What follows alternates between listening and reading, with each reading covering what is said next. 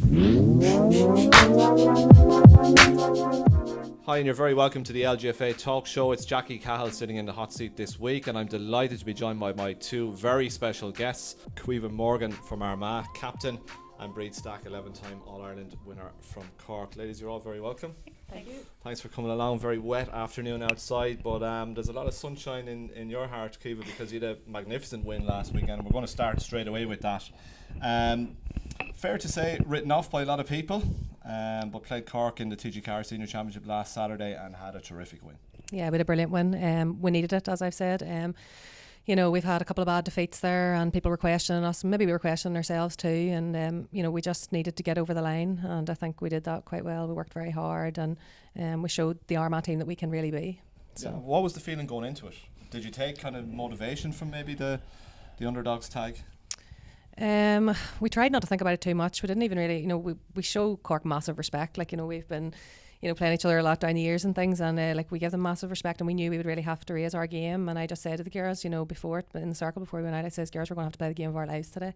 And I knew by the look on their faces that they knew it, and I think we did produce that. Like, so we didn't talk too much in the week up to it and things. We just knew we had a job to do, and we're going to have to play it our best. Like. Okay, so like as captain, you could see it. You know, that the tone was right, the mood was right, everything was right. Yeah, you know, you can feel that, you know, in the camp when things are just okay, you know, yeah, it is. And, you know, you knew by looking at the younger ones that I kind of thought, the likes of Blaine, and ones that maybe had to step up, like my sister off the bench, and different kind of ones were getting a chance, and I just knew by the look on their face, you know that they were ready to go. There was a good few talking points from the game. Caoimhe, I'm going to stay with you for a sec. Obviously, Amy Mackin is a stellar player and a marquee player, but Blaine stepped up to the mark incredibly well. Maybe doesn't get the recognition she deserves sometimes, but player of the match on Saturday, what a performance. Totally. Like, after the match, I went over there and I gave her a hug, and I says, Blaine, I'm so proud of you. You know, she is a real leader at training. She is always keeping people going. I call her my wee water fairy, because, you know, when I'm getting it tough at my age, you know, she's always coming over to me and she's saying, look, Keith, you're doing well, and there's a wee drink of water. And all, she's just such an infectious, positive person, and she's a real leader. She really is. She's going to grow into that even more. She never really, you know, some would say, yeah, she's in Amy's shadows and all, but she doesn't care. You know, she's a lovely wee personality. She's a lovely girl. And probably because, you know, she has been behind Amy a lot, you know, she works so hard, and I think that stood to her a lot. Brilliant. If you just pass the mic over, we're going to bring in Bríd. How are you, Bríd? Good, how are you? All right. Cork obviously looked not massively accustomed to defeats. Yeah. What was your reaction to last Saturday's one? Well, I suppose, look, even going back to the championship launch there, only a couple of weeks back, you know, I suppose I stressed that you know, there's a massive game in every team, and, you know, at the weekend it was Armagh, and they just put a fantastic performance on the cards. Cork, I suppose while they did have a lot of their starting team, they're probably without Hannah, maybe Emer Kiley. I know Niamh Cotter is still to come back into it. But they looked like a team that weren't as hungry as Armagh. And maybe that is subconsciously the fact that you know that you're already in a good enough position. I suppose, you know, I remember playing Armagh even in 2013 myself, and Caoimhe were talking about it earlier. And that was a do or die game. And it came down, I think we only won by a point at the very end, but it came down to a last minute kick from Caroline. And yeah, like, and it was heart in the mouth stuff. And I suppose you would just, you want to see this Cork team, they need to be pushing on every single game. And I suppose the one thing I would be a small bit worried about with this Cork team is that they're leaking a few goals. Leaked 4 against Armagh, leaked 3 against Cavan, 2 if you go back to Dublin in the semi-final. And I suppose I thought they needed a bigger performance against Armagh. But hunger is a phenomenal sauce, and on that day Armagh were hungrier. They were just the hungrier team, and I suppose, look, Cork, they're lucky in that it came at this stage. Like, you know, when I look back in that championship that we played against you in 2013, we didn't have a second chance, you know, and we just stumbled across the line. Cork have a chance now to rectify things and get things in place before they face Tyrone. But maybe it is a thing we have about the northern crowd, but we always find it very hard to get over them. No, you're a tough old crowd, but just to get over the line on them, like an Armagh and Tyrone, like they're dogged teams, and I suppose look, both teams are very, very capable of an upset, and Armagh proved that at the weekend. Yeah, I'm going to bring you back. So on that note, to Banagher in 2010, our favourite day. Yeah, and I mean, I remember obviously at the time I was writing a lot about ladies football, Bríd, and constantly in the years to come, that game was referenced. And correct me if I'm wrong. After Banagher, did you guys get together in Larry Tompkins or somewhere to kind of just throw it out all on the table? Yeah, we did. Yeah. It wasn't a great day for you. No, it wasn't, but all credit to Tyrone. They, again, on that day, they were the hungrier. I think, we had kind of maybe overshadowed a few things that weren't right in our camp that year. We had beaten Kerry in a Munster final, but we weren't playing good football. And I suppose there was the layoff. I suppose the way the championship was then, we had a layoff of 6-7 weeks, which is a long time without kind of getting match practice and getting tested. So that's why I think the new championship is absolutely brilliant for that. You get to test out players and you get to see where improvements need to be made. But that day against Tyrone, they just came at us all guns blazing. As I said, I think we went in with a small bit of complacency. And if you're even the smallest bit complacent in an All-Ireland series, you're going to get found out. And I suppose, look, things obviously didn't go right, obviously, for us on the day. We had 2 very serious knee cruciate injuries, in Ciara and Geraldine, which was a massive blow. 2 absolute stalwarts on our team. And then, we had 2 sin bins as well towards the end. I may or may not have been one of them. Yeah, so I suppose like when you're finishing a match with 13 players and Tyrone got 2 late goals, if they were fully deserving of it, they just went for the jugular and they got the result. But after that game, I'll never forget the devastation in that dressing room. I think it is something that has stayed with us for a long, long time. And not that, I just think we didn't do ourselves justice on that day, but in saying that Tyrone threw the kitchen sink at us and were fully, fully deserving of the win that day. The fuel, yeah. So we did meet up. Positive thing when you look back. I don't think had we won that day would we have continued on in the vein that we did. And I think the fact that we did have that loss in 2010. We actually went on then to win 6 in a row after that. And I think unless you have something like that really does drive you, and you never want to have that feeling again in the pit of your stomach, because we had a phenomenal team on paper, phenomenal, and it doesn't matter what you have on paper, it's that you need to produce it on the day. And at the moment there are teams that are just going out and producing it no matter what odds are against them, and that's brilliant to see in ladies football at the moment. Absolutely. It's the first quarter final on Saturday. Is Cork Tyrone Dublin Park Ballinasloe at 3 o'clock. Caoimhe, just bring you back in on this one. Tyrone probably after 2010 would have underwent a pretty big slump, but obviously got promoted back up after winning the All-Ireland last year intermediate, having lost the final to Tipperary the previous year. They've adapted very well back up to senior. Yeah, there's an awful lot of good work going on up in Tyrone. They have a great backroom team. We played them in the league this year and I knew they were a very strong outfit and they're going to go places. They have a good youth system. They've minors coming through there and they've benefited from that under-21 squad as well. So yeah, they're going to be a formidable outfit in the Ulster Championship definitely next year. I know that. But I would say they will definitely give Cork all they want. They have really strong, experienced players. They've good players coming, from university, played together. That good team ethic going on. It's going to be a tight one. Yeah, you're always looking for lines of form, and then Donegal beat Tyrone in the preliminary round. Went on to win the Ulster Championship, beat you guys in the final, and then Tyrone come out and beat Donegal. So it's as you said, Bríd, earlier on any given day, there's a big performance in a team. You can't call it. You're looking at Tyrone, they put it up to Donegal. Nothing is kind of making sense, but that's what's really good about ladies football. It makes it so enjoyable to watch. No one knows who's going to come out here, and it gives other teams a lot of hope. Maybe teams that are just knocking on the door and thinking, oh well, maybe we're done for. We'll look at what the likes of Armagh did there. It's all possible. Yeah, absolutely. Moving on then on the Bank Holiday Monday, we'll come back to the intermediate quarterfinals in a little while. On the Bank Holiday Monday, we have a double header. It's in Tullamore now, Boardlamon O'Connor Park.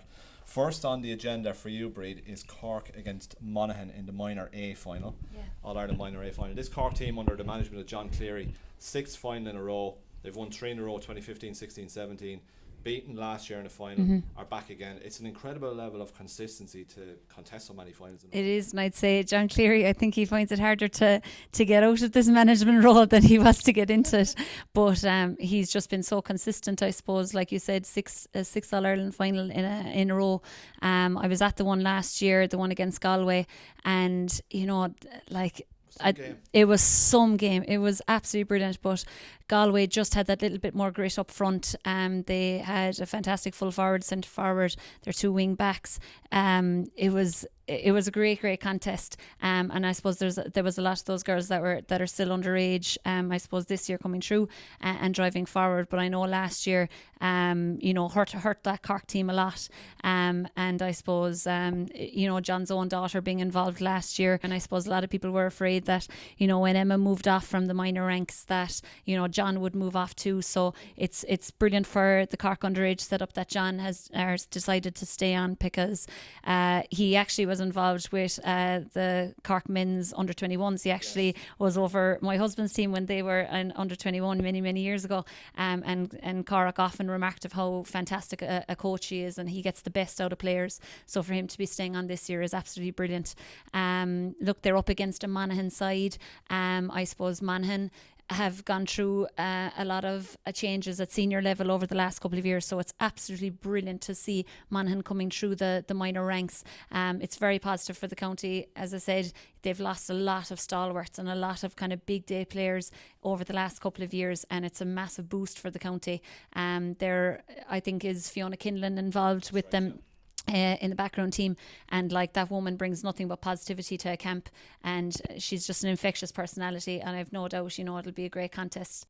Just on the Monaghan viewpoint on it, Caoimhe, it's 20 years since Monaghan won a minor A final, and they were in an under 14 All-Ireland final this year as well. So that has to give some hope in what's probably a difficult time for the senior team, and that they're facing into a relegation battle now and relegated from Division 1.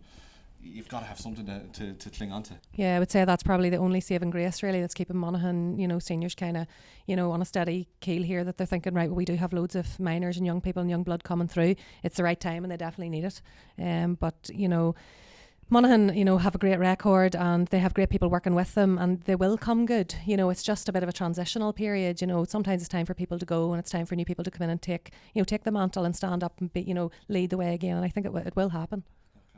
Okay, we're just moving back to obviously some of the talking points from last weekend. The Marley sisters, 4 on the pitch at the one time. Yeah. Look, off the top of my head, I can't remember.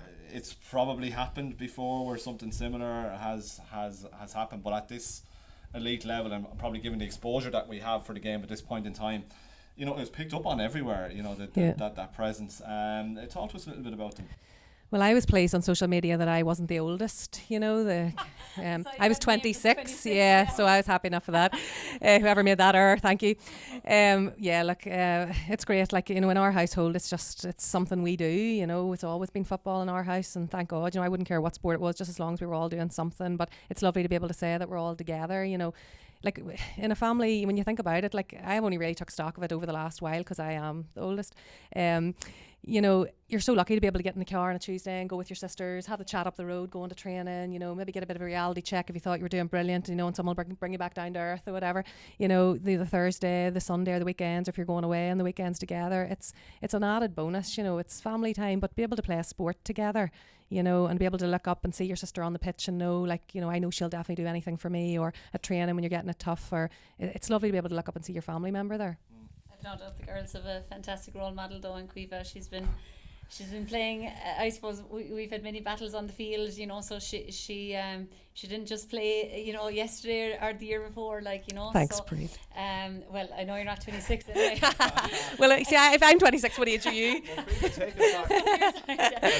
Take us back before we started recording the show. We were talking about I asked you rather innocently, when did you make your inter-county debut, and you go back quite a while. I know. 19 years ago, I think it was. I was sitting in the house on a Saturday night, and Brian Meehan was the chairman of Armagh at the time, and we couldn't get a team. They couldn't get a team together. I was playing for the under-16s, the minors at that time, and he said, ask mummy, look, we'll come bring the bus to the bottom of the road. Would Kiva come with us? We're struggling for numbers. So we went to play Sligo somewhere, and this is the funniest part. So I had left with no money, as I usually do, my husband would say, yeah. And we went to get something to eat. But I was like, oh my God, I don't have any money. I don't know, I won't be able to pay for this, whatever. But obviously it was paid for by the county board. So I thought, this is brilliant. I'll come back to this. Yeah, and everybody knows the Armagh panel. I'm first in the line for food. So I thought, yeah, I could get on board with this. So anyway, I went to play Sligo. I didn't start, but then I got on because girl hurt her finger. And I remember a girl, Maura McCardle, she was a bit like I am now. She was a real stalwart back then. And she was like questioning me the whole way home on the bus. And who are you? And what's your name? And what's your pedigree? And then we had our gala ball there. And she was there and she was saying, look, I knew at that stage that there was, the likes of me and Caroline O'Hanlon and Maria Tennyson, and there was youth coming through there that they knew that Armagh were going to go places. So back then, they were like what I'm kind of like now on the road out, seeing the youth coming through. It's exciting. Yeah, absolutely. And just you mentioned Caroline there, to have her back in the team on Saturday. I mean, she's still such a crucial player for Armagh. Yeah, total legend. Like usually I don't give her much praise, because I think she gets enough. Keep her But on Saturday I did, I gave her a big hug and I said, Caroline, thank you so much. She is the linchpin. She's like the anchor of our ship, when you just need that wee bit of control, and I think she might have been the difference, if we had had her against Cavan, when things started to turn the other way, she's the one that just steadies the ship all the time, and I mean, she's phenomenal. Like, she's so consistent. Yeah. Everything she does. Yeah. And if you look at her for the goal, like just coolness, even no matter where she is on the field, like she's just a very cool, level-headed player, and you need those players to be really driving, especially because you have so many youth coming through, you need to be looking up to players like that. She's vast experience. Caoimhe, I'm going to stay with you because obviously you're, and again, thanks for coming up and making the long trip. You're a mum of two. So I'm going to ask the obvious question: how do you manage to juggle everything, being a county player for 19 years and being a mum of two kids as well at the same time? I love a challenge. So, when I was pregnant and people were saying, well, that's you done, you'll not play again. I thought, heck, I will play again, so that was a kind of the challenge for me. So whenever he says I can't do it, I like to try and do it. So, like as I said, it's always been something that I've done, and yourself, when you grow up doing it and you're always doing it, you can, so it's going to train on a Tuesday and a Thursday and the Sunday. And what was really challenging for me last year was when I tore my cruciate, and then I had to put in an awful lot more time, and having to go to the gym and rehabbing and all that. That really tested me. That's been very, very hard. But luckily having my sister Catherine, who is she's a physio, so she's rehabbed me back and she's kept on my case the whole time, which has helped. And having a really supportive family. Have to give a shout out to my husband on that one. He's very supportive. Like he is, he just takes it for granted. Like this morning it was funny. Like he got up and went to work and he says, "What time do you have to be at training at?" And I says, "Well, 7 o'clock." And he says, "Right, okay." So he'll be back. And we have our own routine. I'll have the kids fed and they'll be kind of ready for bed and stuff. But it's just something it just works. Like and having good grandparents and my dad, he played football for Armagh, so he knows. And he has said to me, "Look, Kiva, play as long as you can because you're longer not playing than you are." So I'm kind of living that out. Well, I mean, it's a remarkable story you have, and I think one of our reporters, Declan, might have spoken to you about the road back from injury and that, Kiva. I mean, just logistically, and I mean, this might sound a little bit silly, but you're obviously rehabbing, you can't get around very well, and you've two kids running around. I mean, how the hell did you manage all that? Well, I do remember lying on the couch at one stage and I said, I don't know why I did this. It might have been easier not to go for the operation, but that only lasted for about a week or so. You're kind of feeling sorry for yourself. But then once you get up and you get going again, and you kind of bring the kids into it a wee bit, you get them to help you or, get some things for you and whatever. But my family was brilliant. They knew that I needed to get back and I needed to get fixed. So, and they've been through the knee operations as well. So it's kind of running in our family. So, they've done the cruciates as well. So they knew what I had to do and they knew the support I needed. It was tough, like it is tough. But if you want to do something enough, you'll do it. Were you in with Armagh then as well? Well, were you visiting trainings and? Oh God, I had to because if I didn't, keeps you focused. I know some people do their own thing and they like to go off and do it on their own. Like Niamh, when she did hers, she couldn't be at football at all because she found it too hard emotionally to deal with and seeing the girls doing it. But if there's any positive from it, I did my knee at the right time. So I had done it near towards the end of the summer. So I got the operation in the end of August. And then I was going to the gym when they were all going to the gym and rehabbing and they are prehabbing and stuff. And then I was doing the dogged running with them, granted along the side of the pitch in January time. But, you know, when you're doing it and, you know, you're kind of thinking, no one's watching me here and I'll just maybe sly out in this one. You hear a wee shout from somebody, go on Kiva, or keep going. And you think, all right, yeah, I'm part of it. Yeah. You know, so that did really help. For me anyway, staying part of the thing really helped me. Even sports psychology studies would suggest that if, you know, when you're coming back from an injury, or even when you've had the injury, to stay involved with the setup is hugely important. And Bríd, just on that, I mean, unfortunately through the years as well, Cork have had their fair share of serious injuries to some of your close friends and you know, decorated players. Would they have kind of come back into the fold and just stayed involved, even if they were hobbling around or whatever was going on with them? They would have. I think we counted there was 10 cruciate injuries over, I suppose, maybe a 10-year, 11-year period. Some players, it was their second time doing it, and like I would just have such huge respect for. I suppose I've been very fortunate in my career. I was going to ask you that. Yeah, I suppose really I never had a very, very serious injury, thank God. But I have such huge respect for players like Kiva and for the girls at home. It can be a very lonely place, I can only imagine. But I think it's so important to check in constantly with your teammates, because for you, for them, it keeps everyone kind of on the same band, and you need to know what's going on at training as well. And I suppose maybe it does give you that extra target as well. So I know that they're doing this amount of running now. It might push you on again to do another bit. I know the time in 2010 that we were talking about when Geraldine and Ciara both did theirs, I know it was easy for the two girls to constantly, I suppose, gauge off each other and push each other as well. Yeah. But I suppose every injury is different, and every knee injury like that, every cruciate injury was different. Like when we were looking back over the injuries that girls have sustained, some girls were able to play on and didn't realise they had done it. Some it was initial and, you know, even just the process back. So I suppose, look, every player is different, but I know the girls got great solace from being in contact with their teammates. I suppose, look, at the team sport at the end of the day, and that's the fantastic thing about teams, that you have players that you can rely on and trusted friends that you can talk to. If, you know, no doubt there's dark days when you're trying to come back and not seeing the process or the progress. I remember Geraldine talking about plateauing at one stage, and it was really, you know, I suppose that can get you, like, but just fantastic mindsets on all these athletes, and just to keep driving forward. And I think if there was one player, Geraldine Flynn was probably the one player that I thought she came back nearly a stronger player after her cruciate, if that's even possible. She just played with so much more abandon, because I suppose she had seen that her career might have been over, and just to... It was almost like a new beginning. Yeah, I think like that. But I think she came back such I suppose, just a more independent player and stronger player. Maybe so, yeah. And like she would have always done the hard work, but it just seemed like, you know, she was really going for it. And like you say, not taking any game for granted, and appreciating every day that she stepped out into the pitch. You could nearly spend a show on Geraldine Flynn, you know, just going off topic for a minute. You know, a couple of times she'd go down the wing and just cut in on that right foot and kick such important scores to win big games and big titles. Incredible. But and to do her cruciate twice as well. Absolutely. Amazing mindset from yourself, Kevin, in so many ways. The summertime is obviously a little bit quieter for you. Not that it's ever quite been a full-time mum and trying to combine an inter-county career as well, but you're a school teacher, so school's out for summer, so school's out for summer. A bit of breathing space. Yeah, it's brilliant. I do arts and crafts now, and lots of Peter Pan's, the soft play area, and things like that now. Brilliant. You know. So when my husband comes home and says really hard day at work, I said, you've no idea. It's been so hard here. Rice Krispie buns, things like that. You know, my creative side.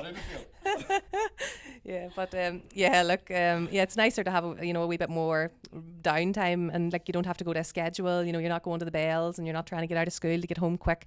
You know, or eating at the right time in the day and that kind of thing. So it's a wee bit easier in the summertime, a wee bit more relaxed. Yeah. Okay, and Bríd, how's business going for you? If you want to tell any free publicity here, if you go on. The floor is yours. What? Our business, my core supplements? What are you talking about? No, I suppose. Look, yeah, it's. I was on a career break this year from teaching, but it's just been a very busy year, and thankfully the business is going well.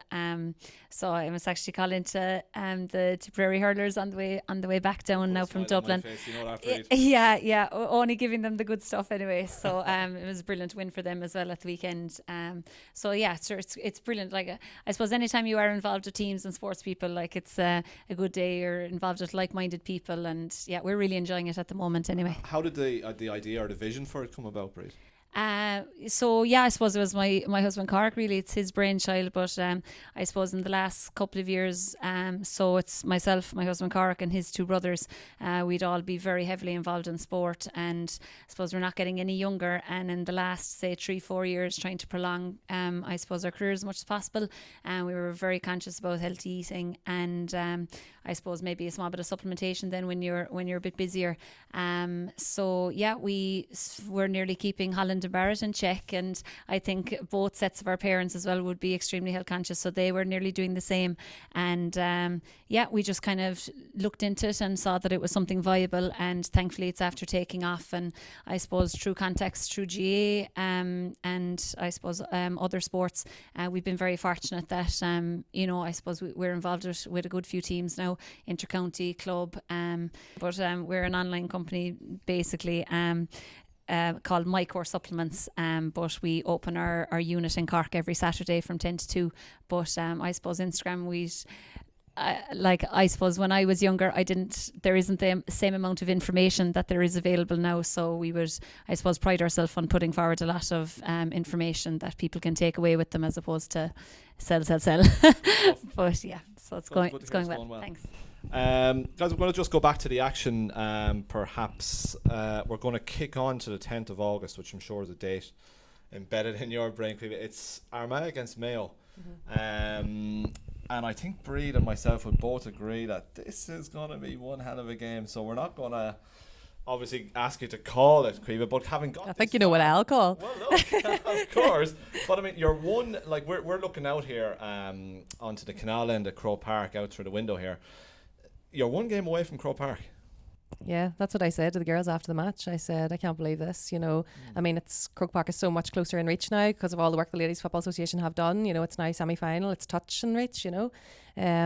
Look, if we put on a performance like we did, on Saturday, which I believe we can do, and I believe that it's always been there, it was just kind of, fighting our way and getting everything to match up together and right. We could push on and do anything, as any team could. If you have enough belief in yourself and things are going good, God only knows what will happen. Okay, but can I ask you then, given the performance that you put in last weekend, and probably given the gulf that was between yourselves and Donegal in the Ulster final, more so last year, closed in a bit this year. Yeah. Explain the turnaround in such a short space of time. Like, you're talking weeks. I know everybody's saying to us, oh, it's real shocking, can't believe it, but we do believe it. Because this has been like 2 years in the making. So, we have been working hard and, game plans, trying our best, but just hasn't been working out. And I don't know, people have asked me what has changed or what is it? I think it's our mindset. So, when we played in the Ulster final in the last couple of years, it was a belief in ourselves. Once one thing went wrong, it followed by another thing going wrong. So, this match when we were going into it on Saturday, I just said, look, don't let a bad thing precede another. We can change it. We're in control here. So it was a mindset. And I think now that we have changed this mindset, anything is really possible for us here. We're in a real positive place. We know that we can beat the top teams in the country if we put our mind to it. So I don't know. I'm really, really happy about it, really positive about it. I'm excited to be going to training tonight. I don't say that often, but the buzz is good, so you just don't know. On Saturday, Bríd, it's Cork against Tyrone, Duggan Park, Ballinasloe at 3 o'clock. Can Tyrone expect a backlash from this Cork team now? And I know one of your favourite sayings is hunger is the best sauce. Yeah. So off you go. Yeah, 100%. I think there's no greater thing than, I suppose, the prospect of being knocked out of championship. Cork, I suppose the last day against Armagh had that little safety net of still being involved in championship had they lost. But I can imagine, look, that Aoife and the girls won't be thrilled with the way that they performed the last day. Armagh ran extremely hard through the centre and opened a Cork defence, that I suppose, look, predominantly had 5 of their 6 starters, bar Hannah Looney, to slot into that. So, they'd have plenty of food for thought, I suppose, going back to training this week. I know they're training tonight. And I suppose it's a very quick turnaround, but in the build up to that, Cork have been playing extremely good football. They had a fantastic league campaign where they overcame a very strong Dublin side. It went to extra time. That extra bit of a boost to grind out that win, must give this young team a lot of, I suppose, confidence going forward. And then, I suppose, looking at the league final against a very highly tipped Galway team who probably needed the win more so than Cork did. Galway didn't take their chances and I suppose Cork came away with it on the day, but they still have so much to prove. This Cork team have so much to prove. They got through, I suppose, a Munster contest, kind of not, I suppose, as much contested as that they would have liked to. And last weekend we saw them falter for the first time, So the weekend just gone versus Armagh. It's not the best time, obviously, to be seeing this happening, but I suppose the fact that they had that cushion and that safety net, there are things that can be rectified. You don't become kind of, I suppose, a poor team overnight, and this Cork team will regroup, and I've no doubt that they're going to come out all guns blazing. It's do or die, so they have to. There's no more about it, and they want the chance to get back into an All-Ireland semi-final. It's a semi-final where you're playing in Croke Park. 2 massive games on the cards in semi-finals, but this Tyrone team are capable of causing an upset. We mentioned how there's a lot of young girls. I said I wouldn't know too many of them across the board. They're going to be fearless and just going for the jugular, and that's what you want to see at quarter-final stage. And Caoimhe, I'll bring you in on this as well. Look, if you feel comfortable, Caoimhe, I'm always conscious when players are still involved in the championship not to be giving that sauce to somebody else, but Dublin Kerry, can you call it? Well, as you know, we played Kerry in the league. They're a very good outfit. They play very well together. They're very strong and they know exactly what they're doing. I know Dublin are a totally formidable outfit. My only fear would be they haven't been tested that much. Which would maybe be a bit of a worry, although they play a great system, they work really hard together, they're having players coming back from injury, which will boost them, but my heart would say Kerry, my head would say Dublin. I suppose looking at Kerry, they've gone through a fair amount of transition even this year alone, probably very disappointed with the way the Munster Championship went. Then I suppose, they had plenty of time to go away and try to get plenty conditioning and football into them. They seem to have regrouped then against Galway. In the first half against Galway, they just seemed to completely blitz them, and it was the Kerry team of old playing great football, and then I suppose it couldn't be sustained. It's not going to be a massive turnaround overnight like that. I do think this Kerry team, if they have the right people involved and they have the right attitude and that belief kind of system back again, and they know that they're capable of playing like they did the first half against Galway, I think it is going to be positive for Kerry going forward.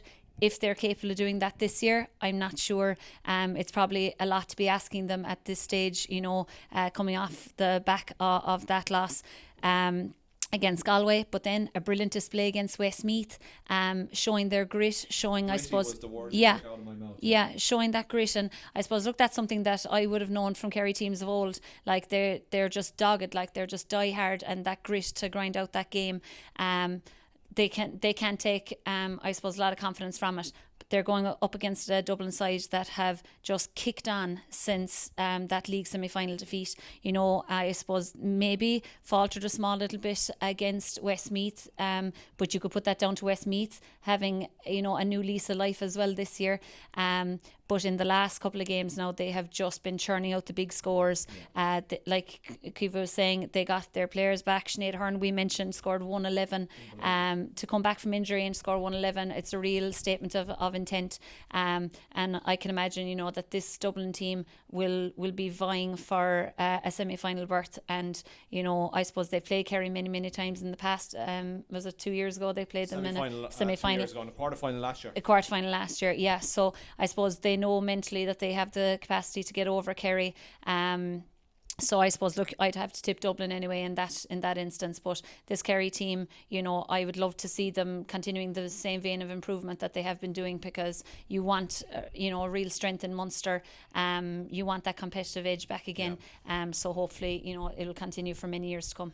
We're going to wrap up with, we won't obviously neglect what are going to be 4 cracking TG4 Intermediate quarterfinals at the weekend. All games on Sunday. We're going to start with you, Caoimhe. It's Wexford against Meath, which is a repeat of the Leinster final. And Meath would have went into that Leinster final as favourites, but Wexford turned them over. So I'm sure Wexford are thinking, we've done it once, we can do it again. Yeah, real competitive within intermediate. We played Meath in a challenge match before we got up and going in our championship campaign, and very good outfit. Strong, they have a system of play and they all work together. So it's going to be a real dogfight, I think. You have 2 teams there that will never give up. Probably would say Meath will get over the line because, you know, we've played against them and I think they're a very good team, but not by much. Okay, we'll come back to you for Sligo, Offaly, Caoimhe. Back to Bríd for Roscommon against Kildare. Bríd minor B final for Roscommon as well this weekend. Their Connacht Intermediate Championships, big weekend for the county. Yeah, big weekend. Like I say, their minors are in a B All-Ireland versus Longford. I suppose, look, Roscommon are going in as Connacht champions. They have had a fantastic run in the league. They've carried that run through to championship. So I suppose, look, you'd have to look at Roscommon to come through at the weekend. Yeah, top their group as well. So they'll be coming in with plenty of confidence. Back to you, Caoimhe, for Sligo against Offaly. Change of management there recently in Sligo, but still managed to come out on top of their group on scoring difference up against Offaly, who've been making steady progress. So this has been an interesting game. Yeah, this is what I'm saying. I'm loving this. You know, everything's so tight. It's real intriguing. You know, it's great for ladies football across the board. Everybody's saying things are free flowing. They're, you know, a joy to watch. Sligo, always a tough team. They're no stranger to semi-finals. You know, a couple of times in recent times as well. Know, they're headstrong. They have good quality players, you know, and they use their strengths. I'm going to maybe pip them, but I know Offaly have been making steady progress, as you say, you know, and that's only good going forward for the future for them. But as I say, it's going to be another close encounter. Okay, and back to you, Bríd, for Tipperary against Clare. Repeated the Munster final. I suppose Tipperary are going all guns blazing, but it was only 4 points between these counties in the Munster final. So yeah, I suppose look, they're very much accustomed to each other. You know, you could say that Clare could potentially be Tipperary's bogey team. They know each other so well. But like you say, in the Munster final, Tip just got the edge on them by 4 points. But since that, Tip have just kicked on and just seem to be a force to be reckoned with at intermediate level at the moment. I presume they're going to be going in as red hot favourites. But Clare traditionally are a dogged team. And you know, there won't be a lack of rough and tumble anyway, I can imagine, in this game. A nice edge to it as well. Big time. I mean, I've seen Clare beating Tipperary at times when maybe the opposite result was expected, and vice versa. Yeah, 100%. So it'll just come down, I suppose, to on the day, really, because you couldn't really call those type of matches. Like I say, sometimes that Clare team can just be Tipperary's bogey team. So it'll make for a great weekend, though. Yeah, absolutely. There's a great buzz around the championship this summer. Just so you know, we're hitting the knockout stages now with 2 All-Ireland minor finals coming up the weekend, 4 intermediate quarterfinals and 2 senior quarterfinals, and Caoimhe and Armagh will be in a quarterfinal on the following week. Just about the right time to wrap up for the LGFA talk show for this week. Thanks a lot for tuning in and for making the long trip from Cork, Bríd Stack, and a long trip down as well from Armagh. Caoimhe Morgan, my guests this week. So that's it for the LGFA talk show. We'll talk to you again next week. Thanks for tuning